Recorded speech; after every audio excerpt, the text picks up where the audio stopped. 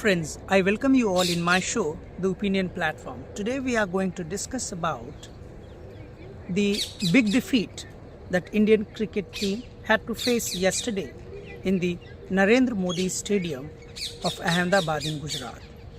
All of us know that yesterday was a very excited match, Cricket World Cup match, which was to be played in Narendra Modi Stadium of Ahmedabad, Gujarat. This stadium was earlier known with the name Motera Stadium, and it was renamed after Modi government had come to power, and the Motera Stadium was renamed as Narendra Modi Stadium. It is very sad part, I am forced to say, that the unbelievable performance of Australian cricket team led to the big defeat of Indian cricket team in the Narendra Modi Stadium in the presence of the Prime Minister Narendra Modi himself and his entire cabinet ministries. It is very shocking for the youth of this country and for the cricket lovers to see Indian cricket team losing match. It was heart-wrenching match.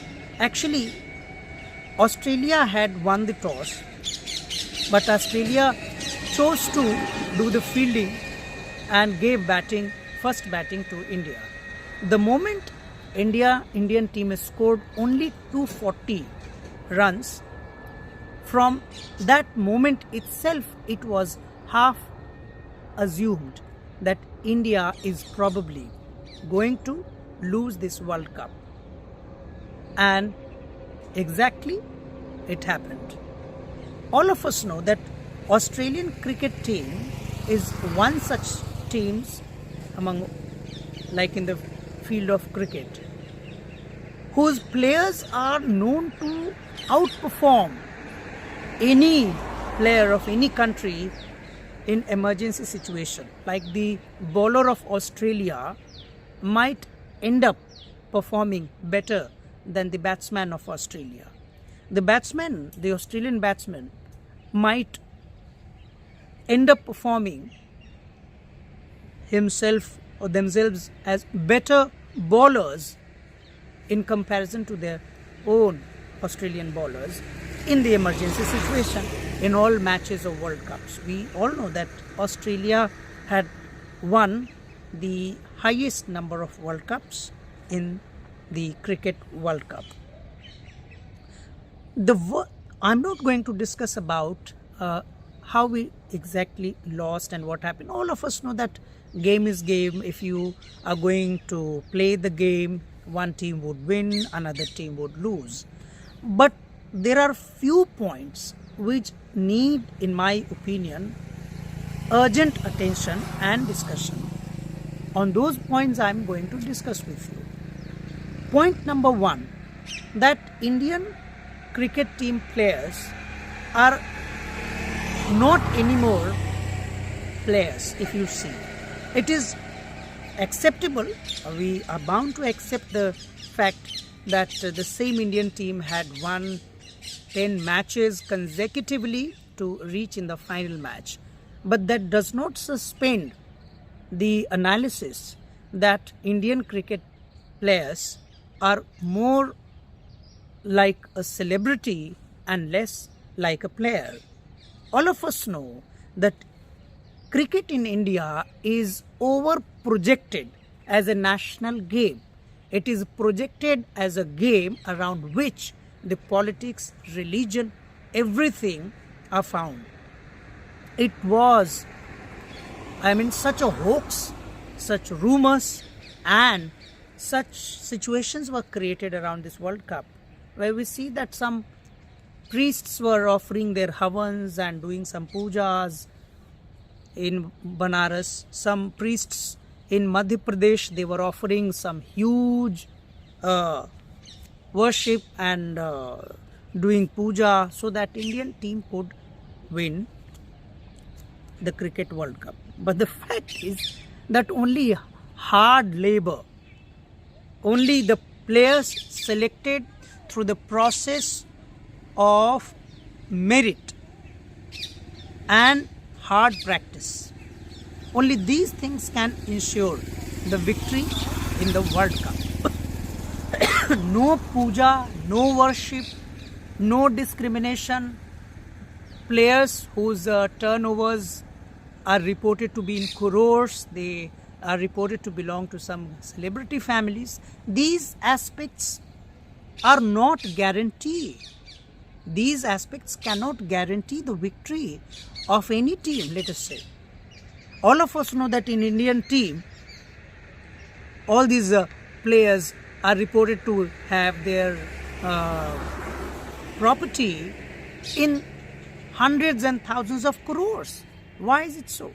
Because it is over-projected game. Cricket is over-projected game. But wherever the question of performance in the eyes of the global game or a global audience comes, you see their performance. Largely, they are underconfident. They are found to be underconfident. And why can't they be?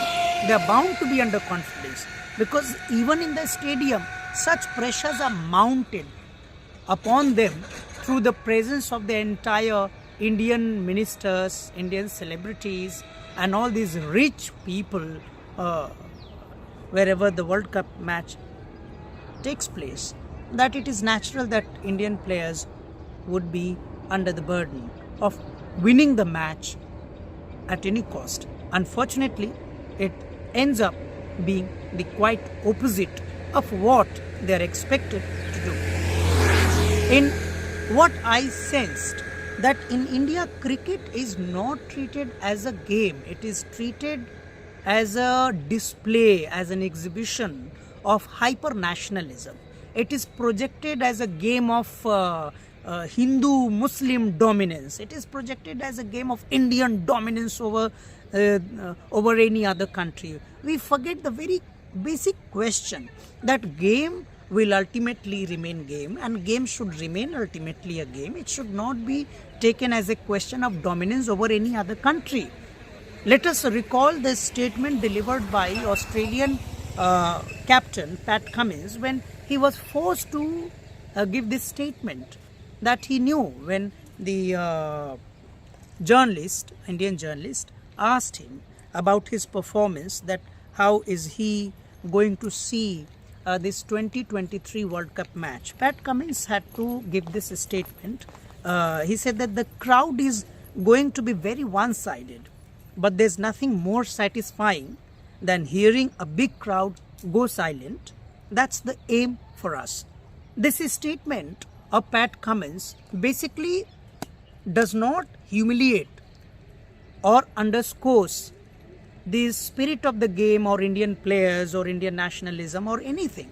It simply shows his experience, the experience of Pat Cummins in India while playing with Indians, that how in India cricket is not simply a game or a means of entertainment, rather it is projected as a game of dominance over another country. So therefore Pat Cummins openly challenged that it would be more satisfying for him to make Indian cheering crowd, one-sided cheering crowd, go silent. Why one-sided? Why Pat Cummins used this word called one-sided? Because he would have sensed somewhere in his career of playing as a cricketer, especially in India or with Indians, or he would have gathered, he would have read such news in India where cricket players are over-worshipped.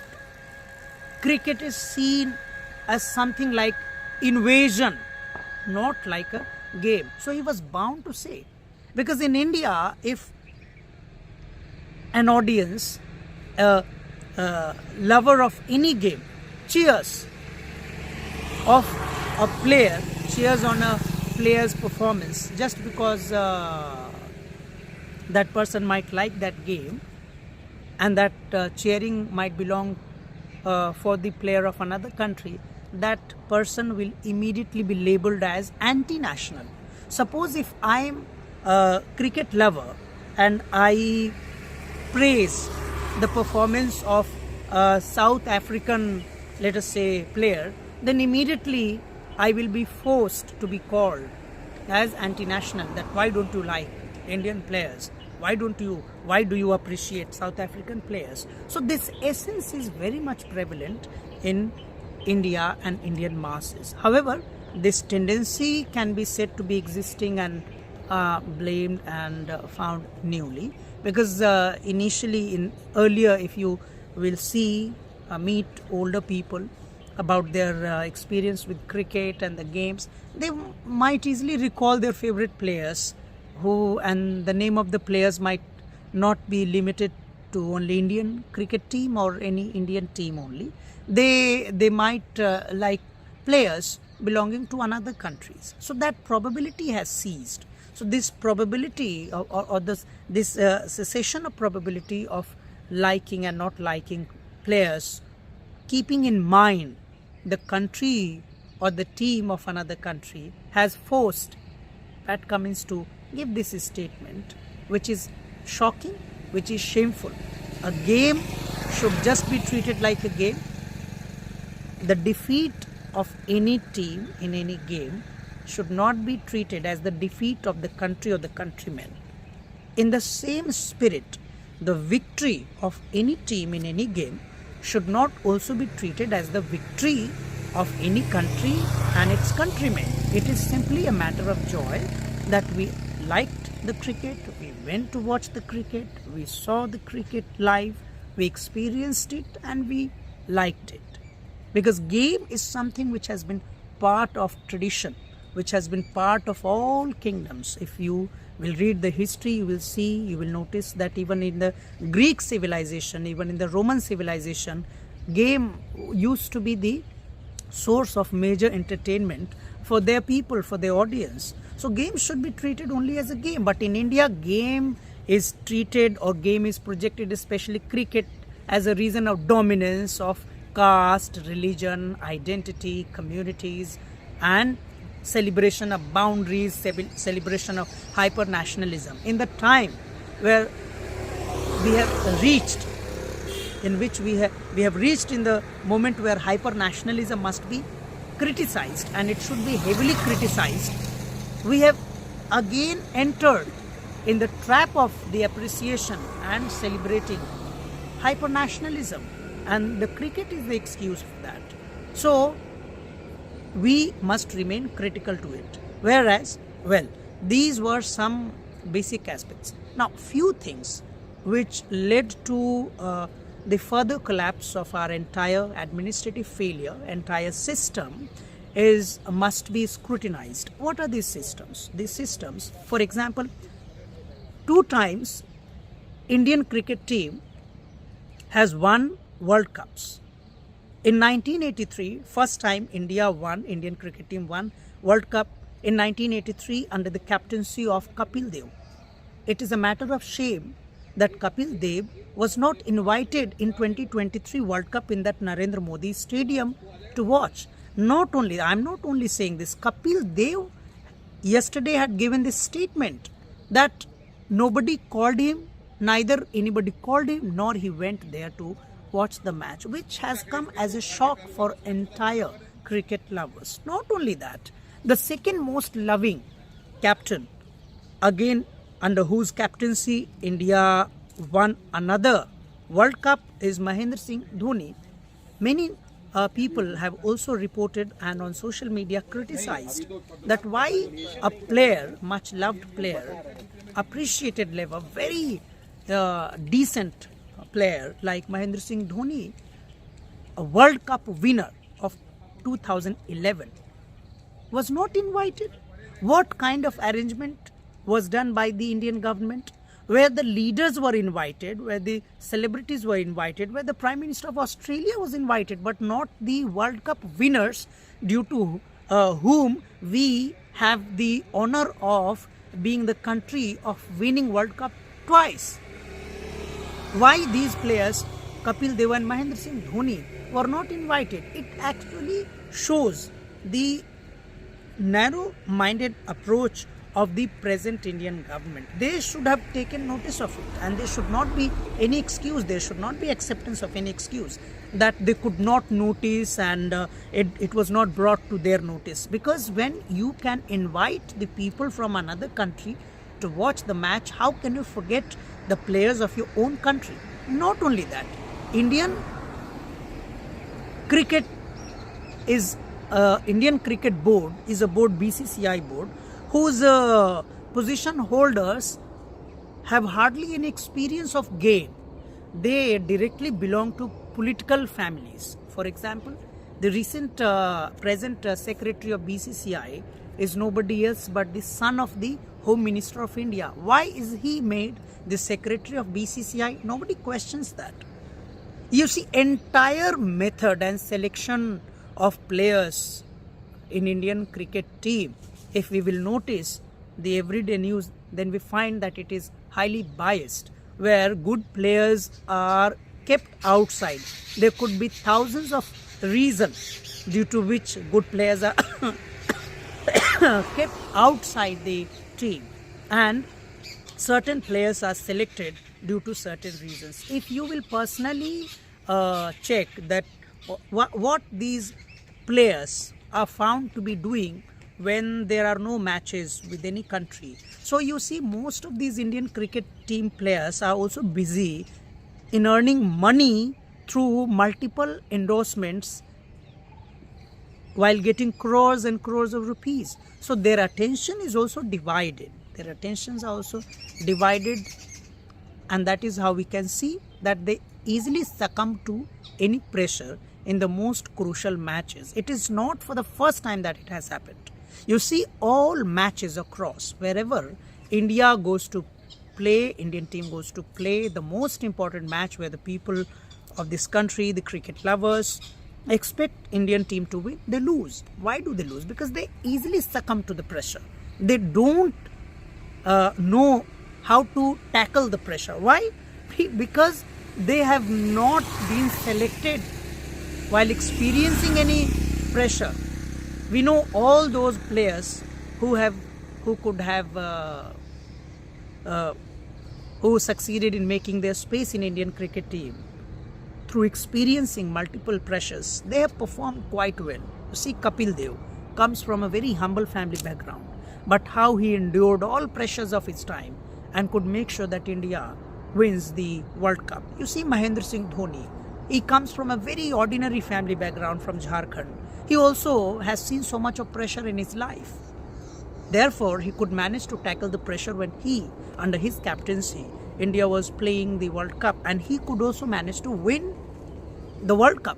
What about other captains? What about other players? So we must take lessons from this Cricket World Cup 2023, and we should try to improve, we should try to imitate the way Australian cricket team selects their players and give the best performance in the worst of the pressurized times.